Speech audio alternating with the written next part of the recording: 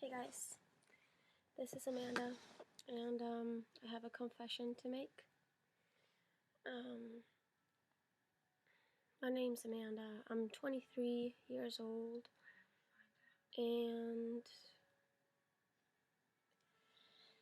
as you can see, I have bruises here on my knees and on my face, and it's because I have been drinking, and it feels like I want to die, to be honest.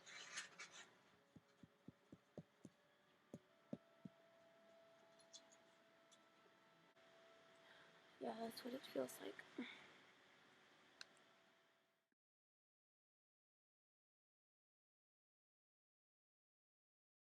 I wanted to speak today about this post that I shared on Instagram and Facebook. Why I even shared it. The video that I shared is a video of me at age 23. About a few months after that video that you just saw, that I had put there, I had my near-death experience. The reason why I felt to share this was mainly for myself, because I have been moving through a deeper healing lately, and a releasing and a shedding and a letting go of who I once was, because I don't truly feel that the past is real at all, and it is actually insanity to constantly be referring to something from the past as if that is who I am. So a part of me sharing this, putting it out into the light, is for me to simply release it, honor it, have compassion for it, release it and let it go with love. It is no longer who I am. A lot of this, like our past lived experiences, if we have not allowed ourselves to fully feel the impacts of those lived experiences, if we have stored pain or hurt or wounding trauma in our bodies from the past experiences that we're not willing to feel right now, then they might stay longer. But so the process that I have been in lately has been to really feel it all, and to open myself up to truly healing, which comes from deeply feeling. A part of me, like one time I actually wrote a book that was called Sexual Healing and Love. And a part of that journey of writing that book was for my own healing. It was a catalyst for me to bring up these spaces again, and now to fully feel them without trying to escape it or distract myself or get away from it. Because the truth is that sometimes I have avoided fully feeling the depth of the pain that I lived in the past. And the way that I dealt with it in the past was by using alcohol and drugs and other means, other distractions. I posted that video that you just saw in the beginning of this video on my Instagram and my Facebook. And I also wrote a text with it because I wanted to share the truth and the blessing of the lived experience, like what has come from it. What is the blessing and the gift of this journey, of this human Amanda? Because there's always a blessing in disguise for all of us in our lived experiences. It's when I am willing to show up and meet it all with love and compassion that I can really truly see the blessing. I want to say one thing right now, and I want to make this very clear, is that I am not seriously suicidal at all. However, I'm not suicidal. I don't want to die at all like I did before. If anything, I do love death. I love dying again and again to this, the false ideas of who I think I am, and shedding and releasing all these programs and conditionings of who I thought myself to be. This kind of death I'm all for, to dive, and melt in the presence of true love, of who I really am. Like all these doubtful, fearful parts of me, like for them to die, I'm very open to, but I'm not at all in a place like I was before when I was younger. Basically, after my near-death experience, I didn't feel it was necessary to die anymore. I don't feel like I need to physically take my own life because I so deeply recognize already who I am. I have so much faith and trust that, yeah, no matter how dark it gets in this human realm here, that I'm okay because I know my true source. I just don't take it as seriously or heavy. It's not as heavy. I'm also like aware that I'm not my thoughts and I am not this body. So it's kind of like a lightly worn outfit now. I wear this human outfit, Amanda, lightly. And it's quite pleasurable now, honestly, now that I am 33 versus 23. Of course, you can imagine a lot has changed over those years. I am wanting to share one piece though around this part that doesn't want to live, that doesn't want to exist. It is still a part of me. It is still something that I feel. I feel sometimes this part of me get activated, this part that is complete. I am complete with being on the earth. I don't need to be here anymore. But just because I feel this part doesn't mean that I'm going to end my life. It simply means that I've actually become friends. I've befriended. I've included the part of me that doesn't want to exist, the part of me that does not enjoy being human, the part of me that is over it, the part of me that just doesn't want to be here.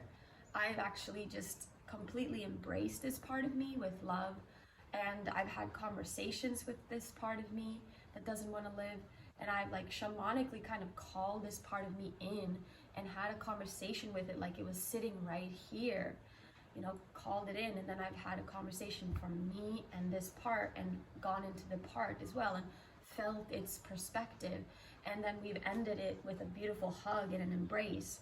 So I've gotten to this point where even the parts that might sound and seem very suicidal, even those parts gets to have a space and gets to exist in this realm. I don't need to react to them when they come. I don't need to overly identify with them. I am only here to be a loving space for all of it to arise and then pass away, for all of it to be here. Nothing needs to go away in order for me to be who I truly am, which is loving awareness and presence and love. It's love's presence. This is my true source in nature. And this is what I felt in my near-death experience. I felt the warm, glowing, golden light, radiant sun light, blissful light, so fucking beautiful, holding me, holding the human Amanda, and completely penetrating this body with the most gentlest, blissful rays of this light. And I was completely receiving all of that into all of the tormental thoughts, and all of the pain that I had been feeling was now being penetrated and touched by this light. And I wasn't even feeling it like that it was outside of me anymore. It was coming from inside of me, penetrating. These rays of sunlight rays were penetrating me from within and out, and also from out and in. So it was like both at the same time. And that was the moment when I remember feeling and becoming aware of what was happening. I became aware and I saw, wow, look what's happening. There was an awareness of what was happening.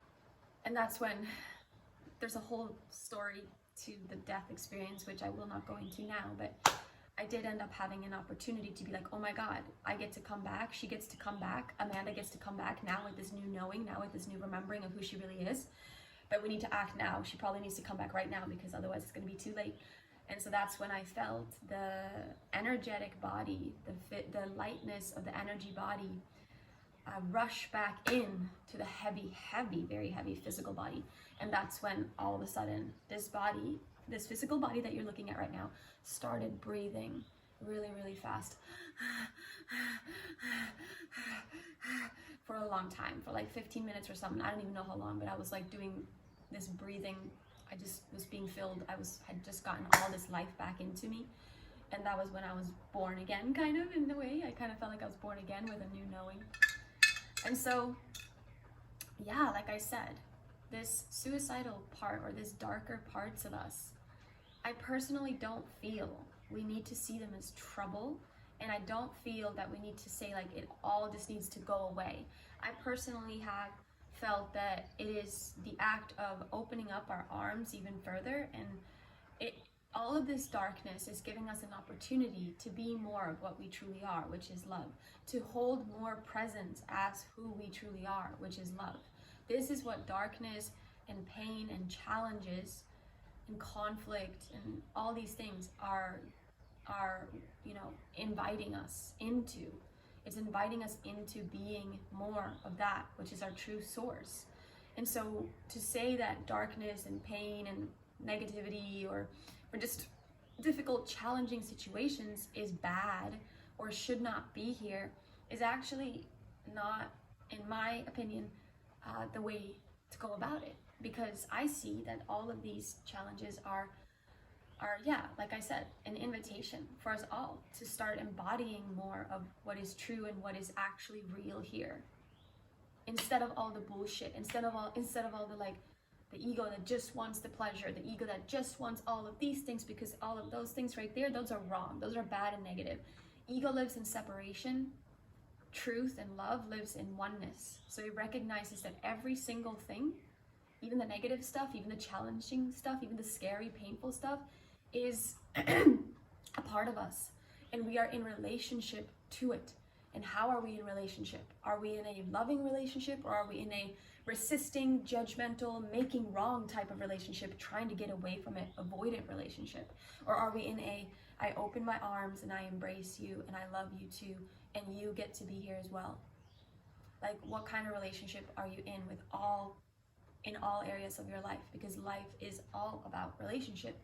What's your relationship to your pain? What's your relationship to your heartbreak? What's your relationship to fear? Or any part of you, the part of you that doesn't trust in life, the part of you that does not feel loving, the part of you that might have hate in its heart. What is your relationship to these parts? Because if you are judging it, that's not going to lead anywhere good. What we need to do is we need to wrap our heart, our golden radiant sun heart, love, all around these parts of us that are in suffering and in pain. That is what we're here to do. We're here to be an embodiment of this Christ Sun, brightest light. That is what we are. And yes, I also see the truth that I'm also the deep darkness. I'm also the unknown. We are the unknown mystery. So it's like I don't actually know anything. I think, I'm very grateful when I recognize that what I do know is that I don't know anything.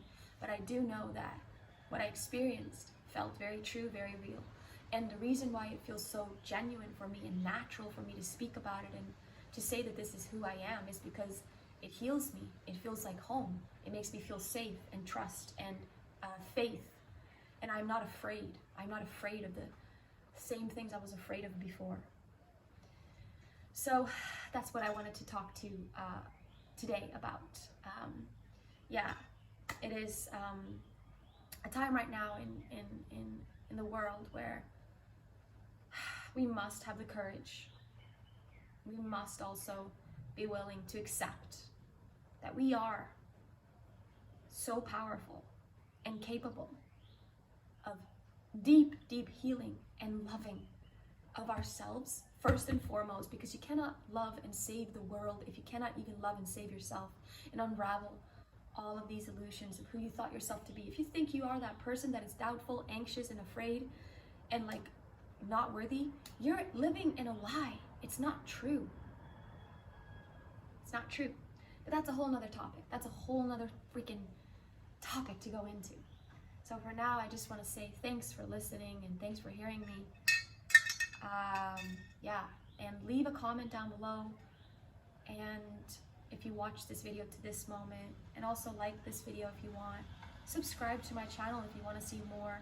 If you have any questions, put it in the comments. And for now, I just say to you, many blessings and much love. I'm gonna go and head out over into the city now, into Hilo. So I'm gonna blast my music in the car and have a good on time. All right, peace. Have a blessed day.